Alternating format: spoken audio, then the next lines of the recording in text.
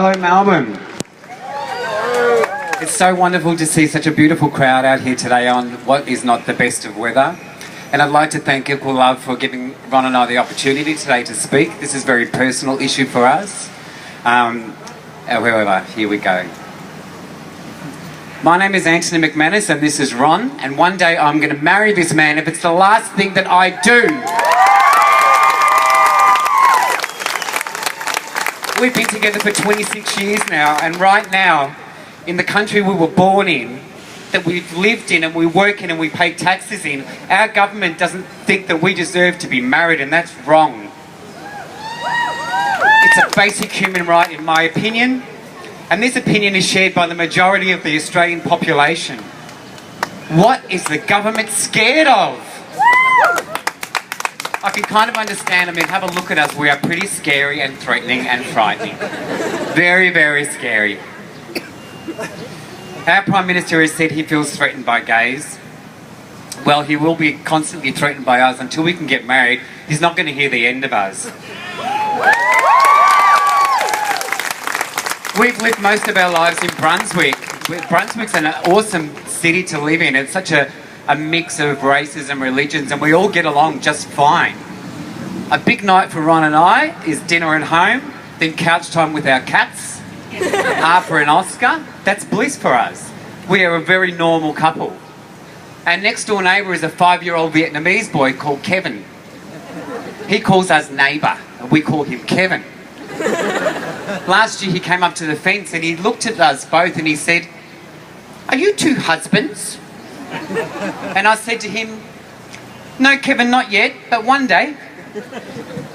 What I'd like to know is, if a 5-year-old boy that lives in Brunswick can see no problem with our relationship, what the hell is wrong with the dinosaurs in Canberra?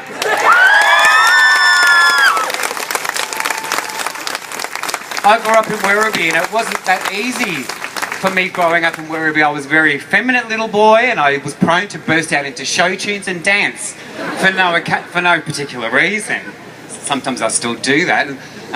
The only thing I wanted to be when I grew up was Shirley Temple. No, I didn't want to be like Shirley Temple, I actually wanted to be Shirley Temple. And it was really disappointing when I realised that was never going to happen. I was 14. We understand that marriage is not for everyone, and that's fine.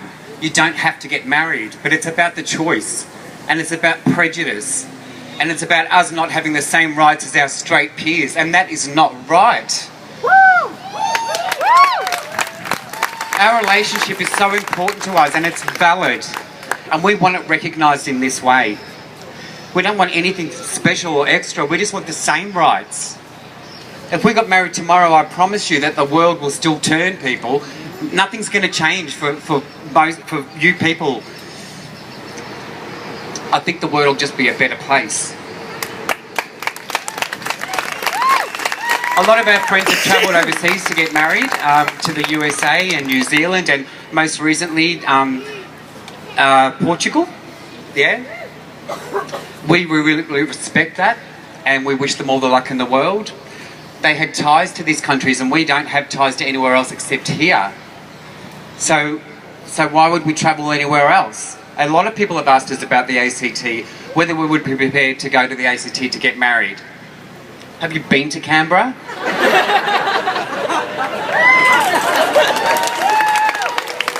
We want to get married in Victoria, and we have nothing against people who are going to go to ACT and get married. If that's what you want to do, fantastic, and we support that. Going there would have no relevance to our relationship.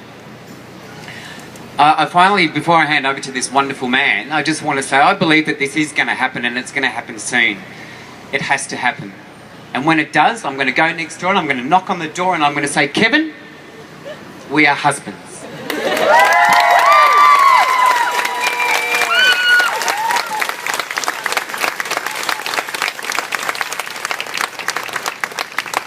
My name is Ron Van Houwelingen, and I was born and raised in Ballarat, Victoria, to Dutch parents who came to this country when the government actually encouraged the arrival of boat people.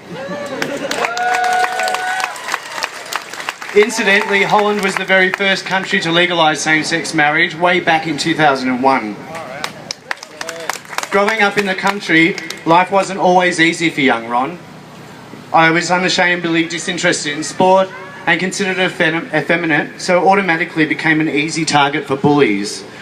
Before I even knew what the word gay meant, I was already an outsider, and I remember feeling isolated and afraid for many of my teenage years. Eventually, like so many of my LGBTIQ brothers and sisters who grew up in rural areas, particularly in the 70s and 80s, I could no longer tolerate the ever-present discrimination, homophobia and bullying, and moved to Melbourne at the age of 17. Despite the fact that the rates of LGBTIQ-related youth suicide remain disgustingly high in rural areas, I am encouraged that things are changing. This is evidenced by the marked increase of local marriage equality events in country towns all over in recent years. In fact, I will be returning to Ballarat for my second rally on December 7. Perhaps the time is coming when LGBTIQ youth won't feel the need to move to the city to gain acceptance. Things are getting better. And things got better for me too. I found a community that not only supported but celebrated my diversity. And in 1987, I met an incredible boy that would change my life forever. We've now been together for 26 years. We're constantly interrupting each other. We finish each other's sentence just like any married couple we know. We have the same concerns as every couple we know.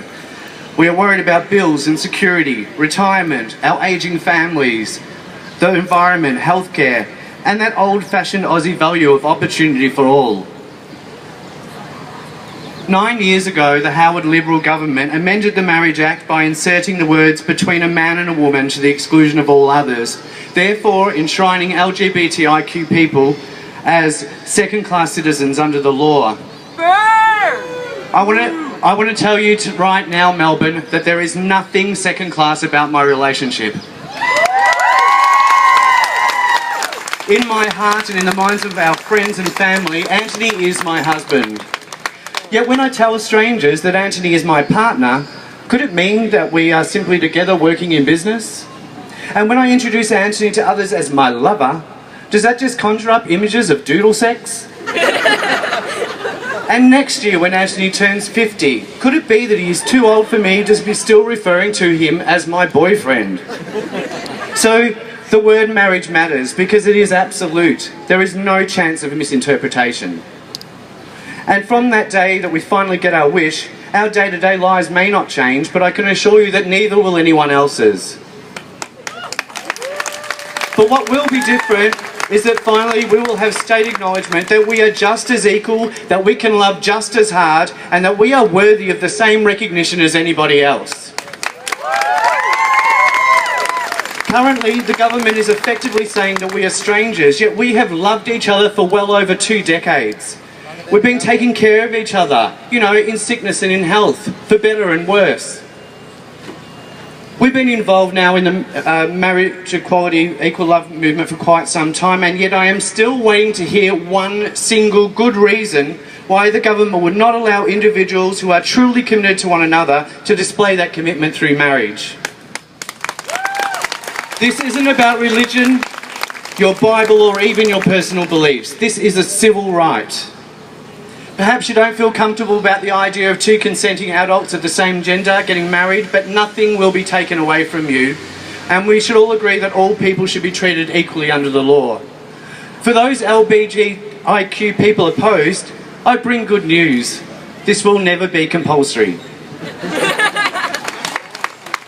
This man will be my husband, and I'm very proud of that. I want to spend the rest of my life with him, and I want people to know that this is it. This is the very most significant relationship of my life.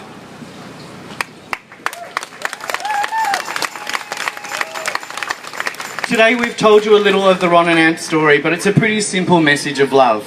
And it's a story that's shared by thousands of other couples all over Australia. But this movement is only partly about marriage. It's ultimately about achieving equality. It's not just about couples like us, it's about discrimination. It's really about sending a message to the young Ron and the young Antony that you are valuable and that there is absolutely nothing wrong with you.